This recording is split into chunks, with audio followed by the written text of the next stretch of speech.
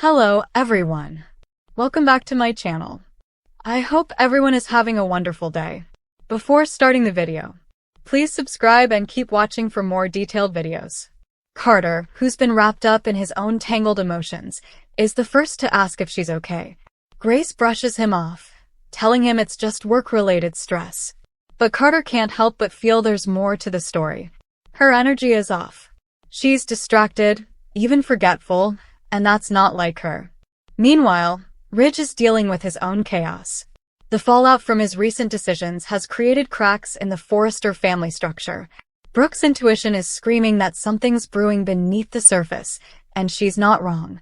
Ridge is torn between his loyalty to family and his unresolved feelings about the direction his life has taken. It's about to explode. Back to Grace. Her secret is tied to a man from her past. A man no one in LA knows exists. His name is Marcus, and years ago, Grace walked away from him after discovering he was involved in criminal activity. She did everything she could to cut ties, even changed jobs and moved across the country. But Marcus is back. He wants something from Grace, something she's not willing to give. At first, it's subtle. He sends flowers with no name attached. Then a note. "We need to talk." It rattles her. She throws the note away, but that's not the end of it. Zen starts picking up on her odd behavior. One day, he walks into a conversation Grace is having on the phone, and she jumps like she's been caught red-handed.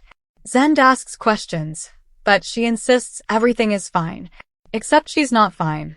She's unraveling. At the same time, Ridge is spiraling into a different kind of conflict. Thomas has been acting unusually withdrawn. Ridge assumes it's about Hope, but it's deeper than that. Thomas is keeping something to himself, something he's not ready to share with anyone, not even Steffi. Meanwhile, Marcus doesn't take kindly to being ignored. He escalates. One night, Grace returns home to find her apartment door slightly ajar. Nothing's stolen, but her favorite necklace, a gift from her late mother, is gone. On the kitchen table is a single Polaroid picture. It's old, grainy, but unmistakable. It shows Grace and Marcus together, smiling. On the back, scrawled in ink, is a message. "We had something real once." She panics. She calls her lawyer. She considers going to the police. But then Marcus texts her directly. "Tell them or I will." What does Marcus want her to confess? That's the question hanging heavy in the air. Across town, Ridge confronts Thomas. He's had enough of the quiet glances and half-answers. Thomas admits he saw something he shouldn't have, a confrontation between Grace and a man he didn't recognize. They weren't arguing. It was something else. Tension. History. Ridge starts connecting the dots. He recalls a conversation with Grace months ago where she mentioned a past relationship that ended badly. He didn't press her then, but now he's thinking he should have. Grace knows she's running out of time. She confides in Paris, who is both shocked and supportive. Grace reveals that Marcus isn't just an ex. He's a man she once helped cover up a crime for. Not murder. Not violence. But money laundering.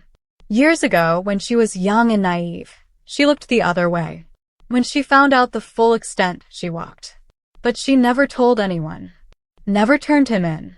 Marcus holds that over her head now. He wants a favor. Access to Forrester Creations. He claims it's just for a deal, a partnership. But Grace knows better. He wants to use the company for illegal dealings. Paris is caught in the middle. She wants to help her mother but also protect the people she works with. She tells Zend everything, and together they confront Grace. It doesn't go well. Grace breaks down, telling them she's trying to handle it without involving anyone else. But Marcus is pressing harder. He's not just threatening her career anymore. He mentions Paris by name. That's the final straw. Grace agrees to go to Ridge. The confrontation is explosive. Grace walks into Ridge's office and tells him everything. From the beginning. The man. The past. The crime. The threats. Ridge is stunned but not unsympathetic. He asks why she didn't come to him sooner. She says she was ashamed. That she didn't want this past mistake to ruin the life she's built. But Ridge isn't thinking about the past. He's thinking about how to protect Forrester now. Elsewhere, Brooke is having her own premonitions. She's felt a shift in Ridge's energy all week. She knows something's up. She tries to get him to open up, but he keeps it vague. He says things at work are complicated. She presses gently, and he finally confides that there's been a security issue involving someone from Grace's past. Brooke immediately asks if Paris is safe. That's Brooke, always putting the kids first. Meanwhile, Marcus makes his move. He shows up at Forrester unannounced, pretending to be a business consultant.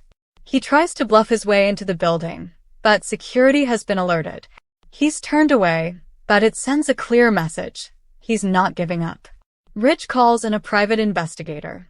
He wants everything on Marcus. His background, his movements, his connections. What the PI finds is shocking. Marcus is tied to a larger criminal network.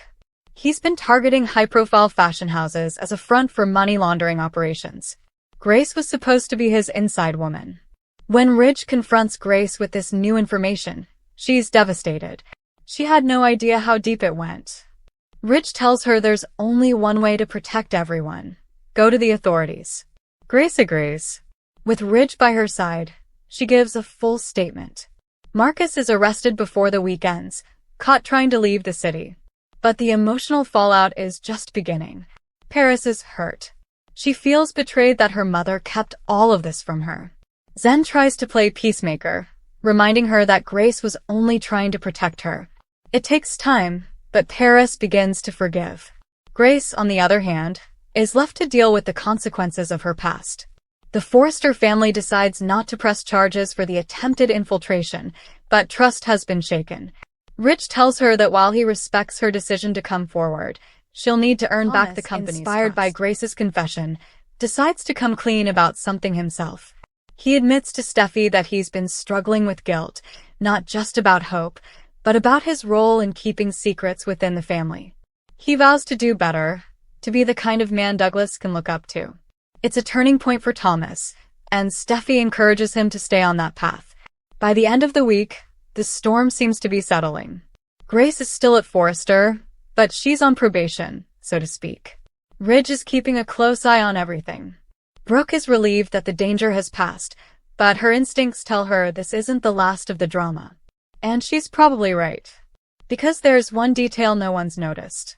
When the PI was digging into Marcus's past, he found something odd, a recent phone call to someone in Genoa City.